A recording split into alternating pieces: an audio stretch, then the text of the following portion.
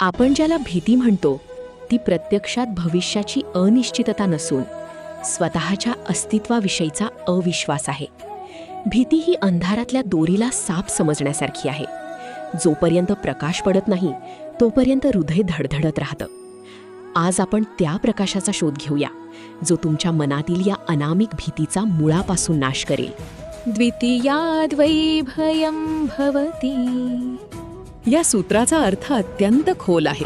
भीती तेव्हाच वाटते जेव्हा आपल्याला वाटतं की समोरची व्यक्ती, परिस्थिती किंवा भविष्य हे माझ्यापेक्षा वेगळं किंवा मला हानी पोहोचवू शकणारं आहे. जेव्हा आपण सृष्टीशी एकरूप होतो आणि समजतो की सर्व काही त्या एकाच ईश्वरी तत्वाचा अंश आहे, तेव्हा घाबरायला दुसरं उरतेच कोण? अद्वैत भावात भीतीला स्थान नसते, कारण तिथे दुसरा कोणी शत्रूच नसतो. महाभारतातील यक्ष युधिष्ठिर संवादात एक अत्यंत मार्मिक प्रसंग आहे. यक्षाने विचारले, जगातील सर्वात मोठे आश्चर्य काय? युधिष्ठिर म्हणाला, दररोज हजारो लोक मृत्यूच्या दारात जात असतानाही उरलेले लोक आपण अमर आहोत अशा आविर्भावात जगतात. हीच भीतीची जननी आहे. आपण सत्याचा स्वीकार करायला घाबरतो. युधिष्ठिराने जेव्हा सत्याचा स्वीकार केला तेव्हा तो मृत्यूसमोरही शांत उभा राहू शकला. भीष्म पितामहांच्या शरशय्येवरच्या उपदेशातही हेच सांगितले आहे की जो सत्याच्या बाजूने उभा आहे त्याला काळही घाबरवू शकत नाही. जेव्हा आपली दृष्टी व्यापक होते तेव्हा भीतीचा अंत होतो.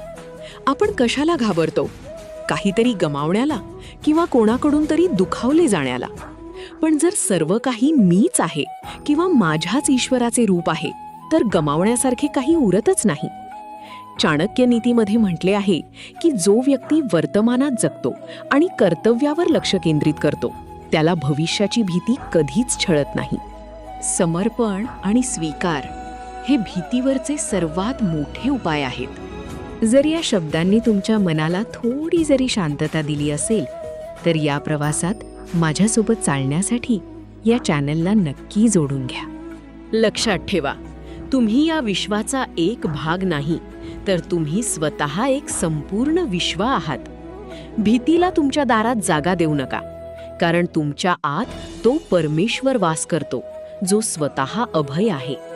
शांत व्हा, श्वास घ्या आणि स्वतःला सांगा, मी एकटा नाही, तो माझ्यासोबत आहे.